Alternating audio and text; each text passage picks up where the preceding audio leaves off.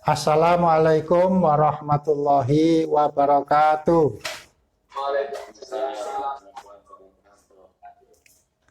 Marilah terlebih dahulu kita buka pertemuan ini dengan sama-sama membaca basmalah.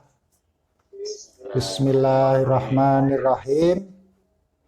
Alhamdulillahirabbil alamin wassalatu wassalamu ala asrofil anbiya'i wal mursalin Sayyidina Muhammadin wa ala alihi wa ashabihi ajmain, amma ba'du.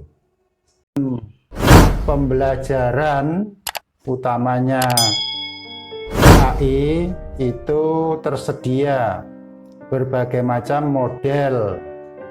Oleh karena itu kita tidak harus menggunakan semua model, namun memilih mana yang sesuai dengan kebutuhan. Di sini saya akan menjelaskan bagaimana tips atau strategi kita dalam memilih model pembelajaran yang sesuai dengan PAI. Ada 5 tips, yaitu yang pertama, agar bentuk dan desain pembelajarannya itu sederhana. Tidak harus kita memilih yang rumit. Ada yang 3 langkah, ada yang 5 langkah, ada yang 6, bahkan ada yang 9. Itu semua tergantung dengan kebutuhan, dan hendaknya kita mempertimbangkan aspek kesederhanaan, tidak rumit, agar bisa dipraktekkan dan tidak menyulitkan diri sendiri. Yang kedua, unsur di dalam model pembelajarannya itu lengkap. Kadang 2 unsur digabung dalam 1 langkah. Ya, namun meskipun begitu tidak mengurangi dari perhatian terhadap unsur yang lain. Ada aspek-aspek pembelajaran PAI yang lain tidak ditinggalkan. Seperti tadi yang disampaikan itu model Azure itu dalam menetapkan materi juga berbarengan dengan metode. Ini satu pertimbangan, 2 aspek masuk dalam 1 langkah.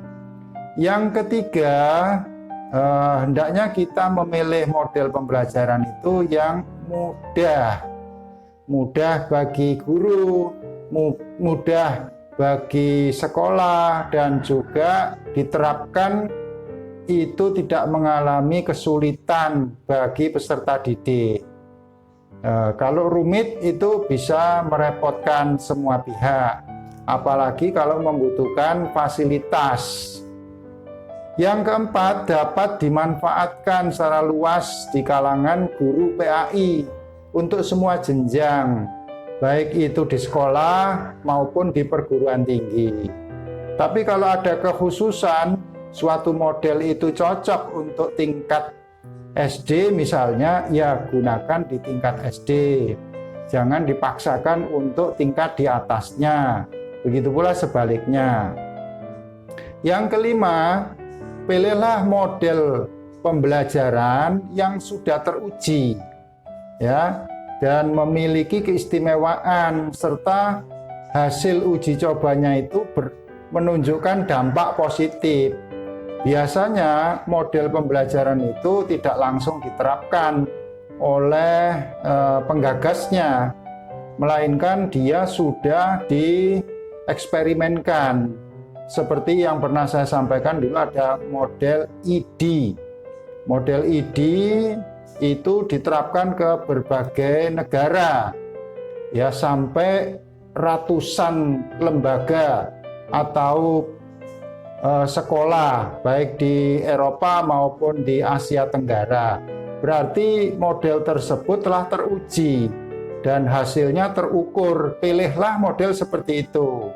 Kalau di Indonesia itu PPSI ada 5 langkah, ya, 5 langkah yang itu menjadi kebijakan Kementerian Pendidikan Nasional. Bentuknya berupa satuan pendidikan atau satpel, unit lesson, yang kemudian berkembang menjadi RPP, Ya, sekarang pun itu merupakan satu bentuk pengembangan dari model pembelajaran PPSI, ya. Kemudian siapa desainer pembelajaran PAI itu, ya? Yang pertama adalah guru PAI itu sendiri. Kalau kita profesinya mengajar PAI, maka tugasnya adalah membuat desain pembelajaran. Dan sebenarnya itu hanya membutuhkan satu waktu. Misalnya tahun ini dipersiapkan secara menyeluruh, kemudian tahun depan tinggal menyempurnakan, tahun berikutnya tinggal mengembangkan. Tapi sudah ada bahan baku di dalam model pembelajaran tersebut. Maka lebih baik kalau guru yang ada di sekolah tadi mau membuat desain pembelajaran, hendaknya dikoordinir dari pihak sekolah melakukan workshop, ya, sekaligus menyusun desain pembelajaran bersama-sama, sehingga ada sharing atau tukar pendapat untuk menyempurnakan model dan desain pembelajaran guru tersebut. Nah, biasanya memang begitu, ada MGMP, KKG, yang itu kerjanya adalah rembuk bersama untuk masalah pendidikan di sekolahnya masing-masing. Kemudian desainer berikutnya yaitu pakar pendidikan agama Islam, walaupun dia tidak mengajar di sekolah, misalnya dosen, tetapi dia ahli di bidang pendidikan Islam, maka desainnya itu bisa kita manfaatkan, ya. Nah, bisa kita manfaatkan. Seperti misalnya Bunyamin S. Blum, itu adalah dosen di salah satu perguruan tinggi di Amerika Serikat. Nah, dia menguji cobakan bersama dengan mahasiswanya, membuat bagaimana taksonomi belajar yang memiliki beberapa aspek, yaitu kognitif. Dari kerja Bunyamin S. Blum sebagai pakar pendidikan itu ternyata menghasilkan sebuah katakanlah rumusan tentang tujuan pembelajaran dengan kisi-kisinya. Dan kerja Blum tadi dilanjutkan oleh pakar selanjutnya yang kemudian menguraikan masalah sikap dan masalah psikomotorik, ya, sehingga terjadilah apa yang kita kenal sekarang ini taksonomi Bloom dan kawan-kawan, kognitif, afektif, dan psikomotorik. Selanjutnya, pihak desainer yang lain bisa berasal dari para pendidik, ya, guru itu sendiri atau yang terlibat di dalam dunia pendidikan, termasuk ahli komunikasi, psikologi, ya, karena dalam pendidikan itu memuat unsur-unsur psikologi. Dan juga pengembang ini ya mungkin LSM atau satu organisasi seperti PGRI itu bisa jadi memiliki tenaga profesional yang bisa mendesain pembelajaran. Selain itu pemerintah dalam hal ini Kementerian Pendidikan dan Kebudayaan atau Kementerian Agama yang punya tim untuk mengembangkan bagaimana desain pembelajaran PAI yang cocok untuk diterapkan. Ya, sepertinya kalau pemerintah sudah punya, ya, dari dulu itu adalah model PPSI, tapi dikembangkan berulang kali sampai yang kita ikuti dalam kurikulum 13 sekarang.